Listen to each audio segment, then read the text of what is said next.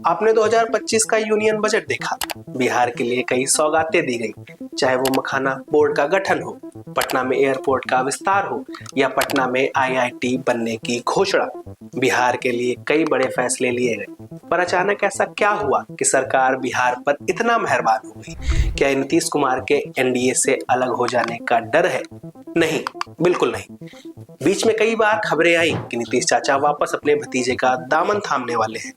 लालू यादव के बयान ने सर्द मौसम में गर्मी का एहसास भी करा दिया था। जो लोगों के जहन में है नीतीश कुमार को लेकर के, नए साल पर दरवाजा आपका खुला हुआ है? हमारा तो खुला हुआ है। नीतीश कुमार को भी खोल कर रखना चाहिए, मुख्यमंत्री है, उनको खोल कर रखना चाहिए। अगर वो आते हैं तो संभावनाएं हैं, आप उनको साथ लेंगे? नहीं आते हैं तो काहे नहीं लेगा, साथ ले लेंगे और रहे साथ में काम करेंगे। मतलब नीतीश कुमार गठबंधन करेंगे तो आरजेडी को कोई इतराज नहीं है, इसलिए कि फैसला आप ही लेते हैं, बाकी नेता कोई कुछ भी बोले उससे कोई लेना देना नहीं? नहीं, हम लोग फैसला लेते हैं, जरूर लेते हैं, लेकिन नीतीश कुमार को शोभा नहीं देता है, नहीं लेते हैं, भाग जाते हैं, निकल जाते हैं। फिर आएंगे तो रख लेंगे आप? हाँ, रख लेंगे। अब कुछ ज्ञानी कहेंगे कि नीतीश बिहार के मुख्यमंत्री हैं, एनडीए का हिस्सा है, 12 सांसद हैं उनके पास। अगर आज हाथ खींच लें तो कल केंद्र सरकार गिर जाएगी। तो मियां मुगालते से बाहर निकलो, आपके चचा तूफानी के साथ खेला हो गया है। हर बार की तरह अब वो कुछ तूफानी नहीं कर पाएंगे, जिससे रातों रात सहयोगी तो बदल जाए पर मुख्यमंत्री वही बने रहे। वैसे भी बिहार में कुछ ही महीनों के भीतर चुनाव होने वाले हैं और बीजेपी का इतिहास उठाकर देख लो तो सिर्फ यही दिखाई देगा कि पहले साथ मिलकर सत्ता चलाएंगे और फिर आपको ही खा जाएंगे। उड़ीसा का एग्जाम्पल ही देख लीजिए।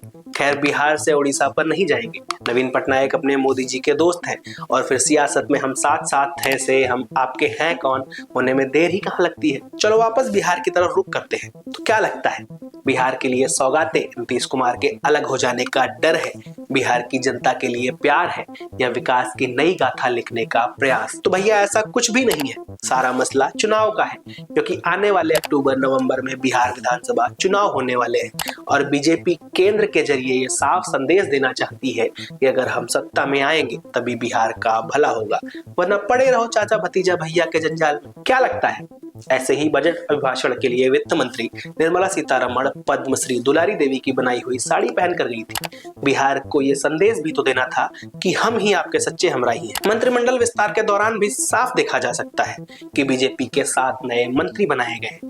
बीच का कुछ समय निकाल दो तो लंबे समय से जेडीयू और बीजेपी एक साथ है, पर कभी ऐसा नहीं हुआ कि नीतीश के मुख्यमंत्री रहते मंत्रिमंडल में बीजेपी के मंत्री ज्यादा रहे। पर अब लगता है जैसे बीजेपी बड़े भाई की भूमिका में आ चुकी है। भाजपा का साफ कहना है कि अब और होशियारी नहीं चलेगी। नीतीश कुमार समेत जेडीयू के कुल 13 मंत्री हैं, तो बीजेपी के 21 मंत्री हो चुके हैं। अब ये किस ओर इशारा करते हैं आप खुद समझदार हैं। इससे पहले भी महाराष्ट्र में एकनाथ शिंदे के साथ क्या हुआ आप सब देख ही चुके हैं। बीते कुछ दिनों में कृषि मंत्री शिवराज सिंह चौहान मखाना बोर्ड और बिहार में कुछ ज्यादा ही दिलचस्पी दिखा रहे हैं। बिहार अद्भुत राज्य है। यहाँ का टैलेंट, यहाँ के मेहनती किसान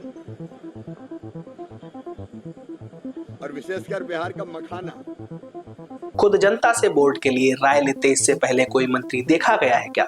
मुझे तो याद नहीं आता। बेटी बोलना चाहती है, एक बार बेटी को बोला। मेरा नाम संतोषी है, मैं कटिहार डिस्ट्रिक्ट से आई हूँ।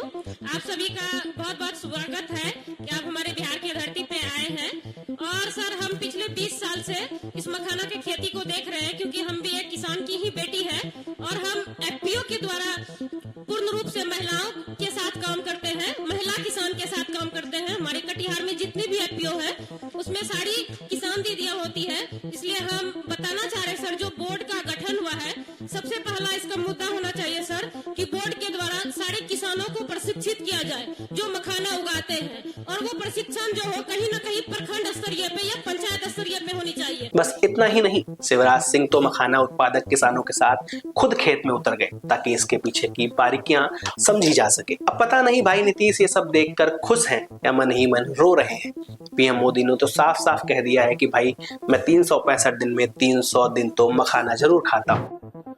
मैं भी 365 दिन में से 300 दिन तो ऐसे होंगे कि मैं मखाना जरूर खाता हूं।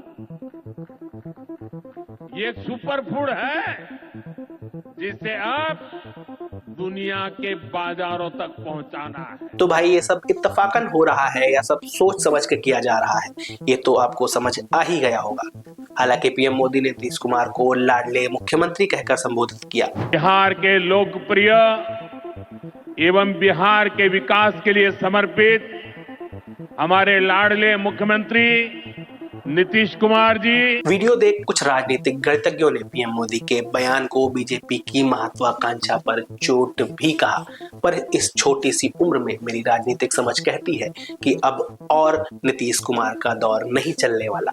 बिहार में कुछ बड़ा उलटफेर संभव है। महाराष्ट्र की तरह बिहार में भी कुछ तगड़ा पक रहा है जिसे नीतीश भांप चुके हैं और शायद इसीलिए वो सब शांत रहकर देख भी रहे हैं। मैंने अब नीतीश छोटे भाई की भूमिका एक्सेप्ट करने में भी झिझकेंगे नहीं।